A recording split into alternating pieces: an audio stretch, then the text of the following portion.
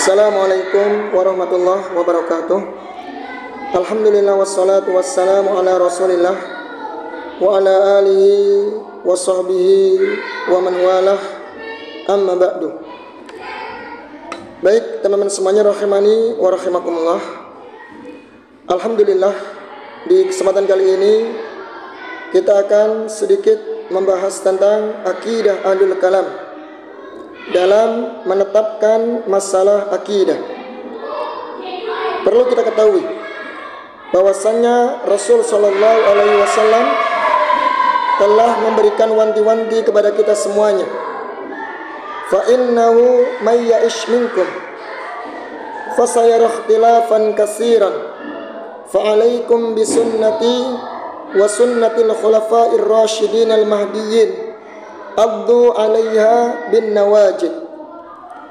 Nabi kita alaihi salatu wassalam telah memberikan wasiat untuk kita semuanya. Sesungguhnya orang yang hidup setelah kalian, may ya'ish minkum, orang yang hidup setelah kalian, di antara kalian nanti akan terjadi banyak perselisihan. Maka bagaimana wasiat Nabi alaihi salatu wassalam? Fa'alaikum bisunnati. Ketika terjadi perselisihan, maka wasiat Nabi adalah wajib atas kalian berpegang teguh dengan sunnahku, wa sunnatil khulafa'ir rasyidin, dan sunnahnya para khulafa'ur rasyidin, Abu Bakar, Umar, Utsman dan Ali. Addu 'alaiha, gigitlah sunnah tersebut bin nawajid, dengan gigi geraham. Artinya di sini, sepeninggal Nabi alaihi salatu wassalam akan banyak terjadi perselisihan. Tentu dalam masalah agama terutama.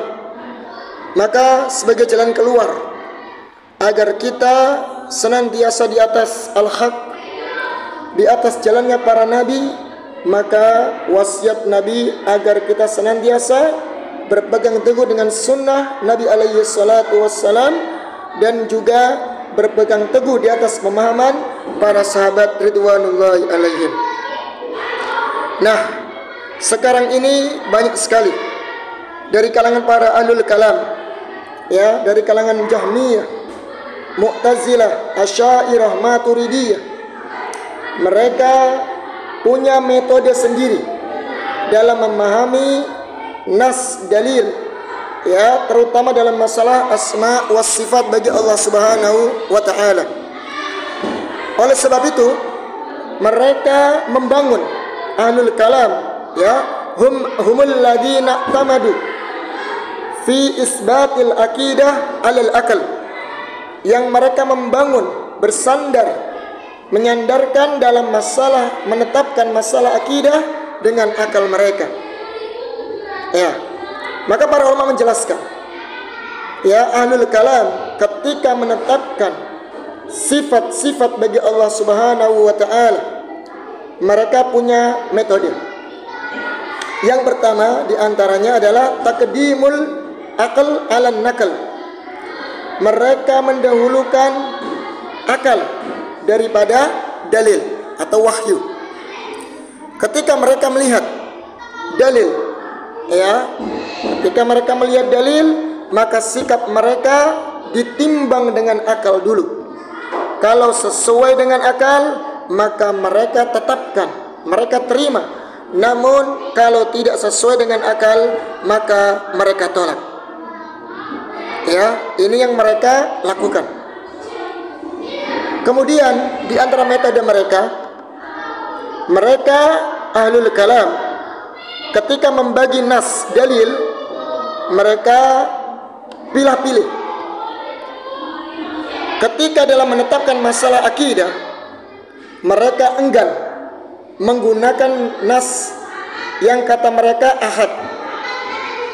Hadis ahad tidak pantas dan tidak layak digunakan untuk dalam masalah akidah.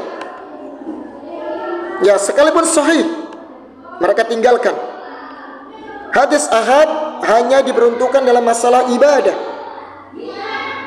Dalam akidah tidak dijadikan patokan, sekalipun sahih.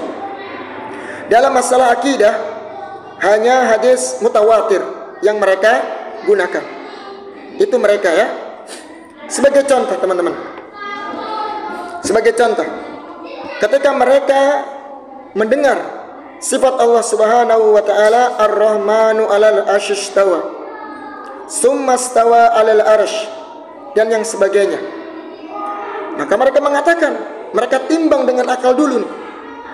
Kalau Allah punya sifat istiwa, maka secara akal ini bertolak belakang karena menyerupai makhluk. Kemudian mereka berusaha ya untuk menafikan sifat istiwa tersebut, kemudian mereka takwil dengan sifat yang lainnya, yaitu istaula, yang artinya menguasai. Ya, itu diantara sifat ahlul kalam. Kemudian ketika mereka mendengar sabda Rasul sallallahu alaihi wasallam, yanzilu rabbuna tabaraka wa ta'ala hina sulusil lail, Allah Subhanahu wa taala turun dari langit ke langit dunia ya ketika sepertiga malam. Ketika mereka mendengar sifat nuzul bagi Allah Subhanahu wa taala, mereka merasa aneh. Ya, karena sifat nuzul ini adalah sifat makhluk, sehingga mereka taktil, mereka nafikan sifat nuzul bagi Allah, kemudian mereka takwil dengan bukan nuzul Allah, tapi apa? Yang turun adalah rahmat Allah Subhanahu wa taala. Ya, jadi mereka pertama-tama menggunakan dalil akal. Ya, kalau cocok dengan akal maka diterima, kalau nggak cocok langsung mereka tolak. Nah, kemudian yang kedua, mereka berusaha menggoifkannya. Ya, nas tersebut digoifkan. Ya, karena nggak cocok dengan akal maka dilemahkan. Jika memang nggak bisa dilemahkan, maka mereka berusaha untuk mentakwilnya. Ini diantara metode ahlul kalam dalam menetapkan sifat bagi Allah Subhanahu wa taala. Alangkah indahnya akidah Ahlussunnah wal Jamaah yang begitu taslim, menerima apa yang datang dari Allah Subhanahu wa taala dan Rasulnya, yang mengimani apa yang datang dari Allah dan Rasulnya tanpa membagaimanakan, tanpa menyerupakan, ya, tanpa menafikan sifat tersebut bagi seperti sifat makhluk. Namun mereka menetapkan sebagaimana yang Allah tetapkan, sebagaimana yang Rasulullah SAW tetapkan dalam hadisnya, ya, sesuai dengan keagungan bagi Allah Subhanahu wa taala. Karena Allah sendiri yang mensifati dirinya dengan sifat tersebut, maka kewajiban kita seorang hamba cukup mengimani apa yang datang dari Allah dan Rasulnya, tentu dengan menetapkan tanpa menyerupakan, wala tashbihin wala tamsilin wala ta'tilin wala takyifin wala tafwidin, sesuai dengan keagungan bagi Allah Subhanahu wa taala. Karena kalau apabila kita menyerupakan sifat tersebut dengan sifat makhluk, berarti seolah-olah kita mengetahui zatnya Allah Subhanahu wa taala, hakikatnya Allah Subhanahu wa taala, sedangkan zat Allah Subhanahu wa taala tidak ada yang tahu, siapapun. Ya, karena pembahasan masalah sifat sama dengan pembahasan dengan zat Allah Subhanahu wa taala. Al-qaul fis sifat kal qaul fil dzat.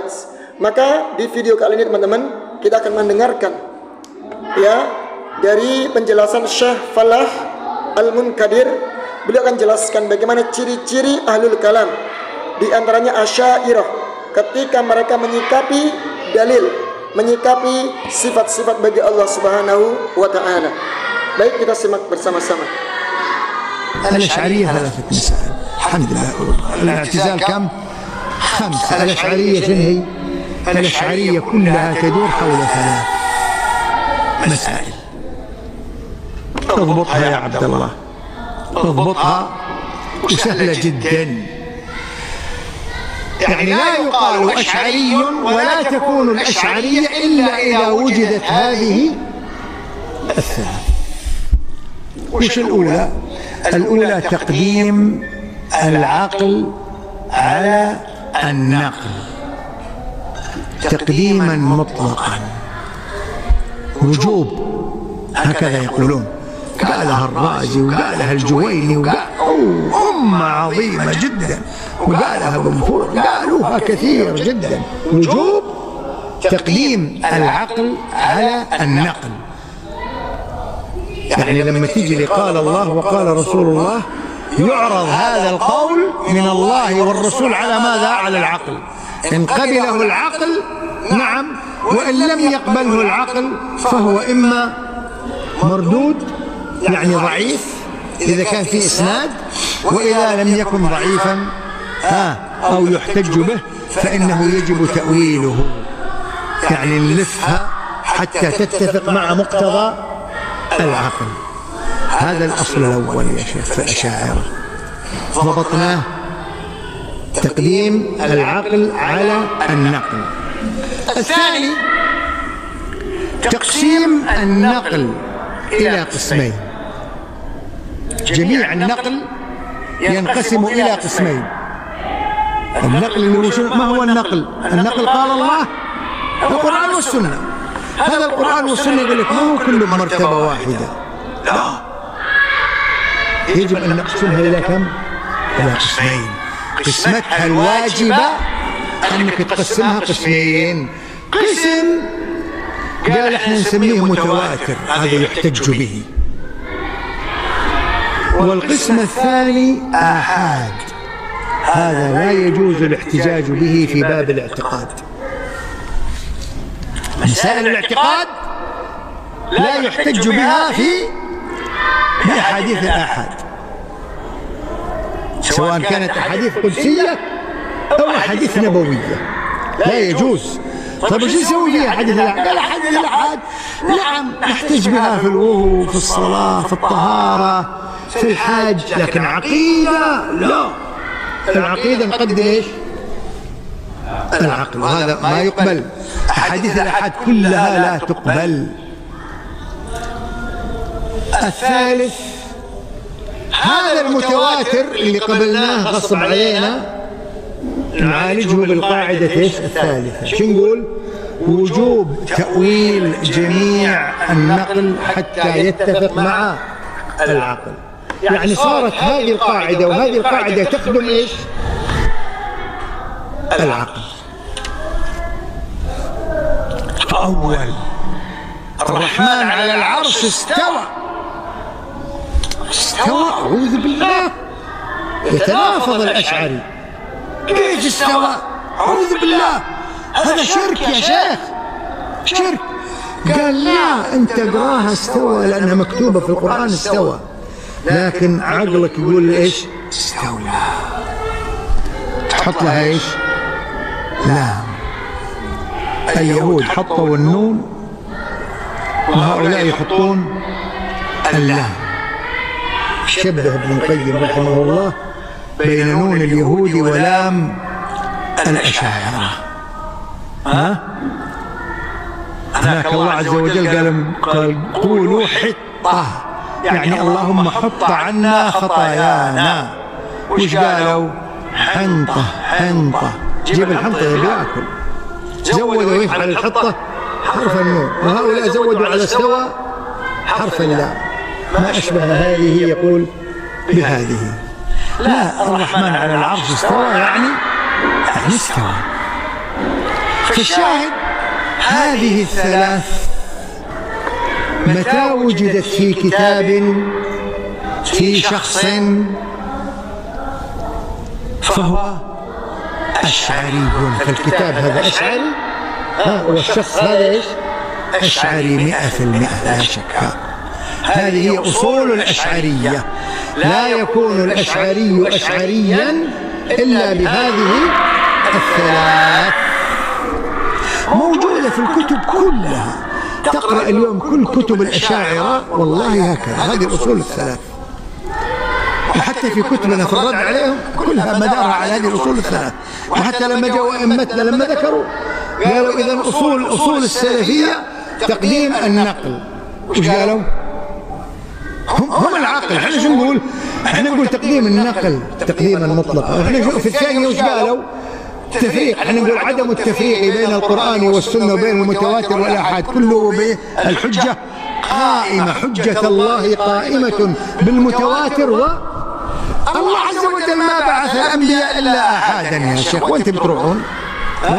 والثالثة وجوب إجراء النص على ظاهره، المعنى الظاهر في اللغة، وعدم التأويل، عدم التحريف. فهذه أصول السلفية اليوم تقابل أصول الأشعرية. Baik teman-teman semuanya rahimani wa rahimakumullah. Jelas ya teman-teman ya, penjelasan dari Syekh Falah Ismail Mundakir terkait bagaimana usul landasan akidah Asy'ariyah dalam menyikapi dalil ya. Jadi mereka yang pertama mendahulukan akal daripada wahyu. Kemudian mereka membagi bahwasanya nas itu tidak sama walaupun sama-sama sahih, ada mutawatir, ada ahad. Kalau hadisnya ahad, maka tidak bisa dijadikan hujjah dalam masalah akidah. Ya, masalah akidah harus yang mutawatir. Nah, ketika mutawatir pun mereka takwil, ya, yang sesuai dengan akal mereka. Baik teman-teman, semoga bermanfaat ya untuk membentengi diri kita dari akidah-akidah yang menyimpang. Ya, karena zaman sekarang banyak sekali akidah, fitnah-fitnah dalam masalah akidah yang sangat bertebaran, terutama di media sosial ya.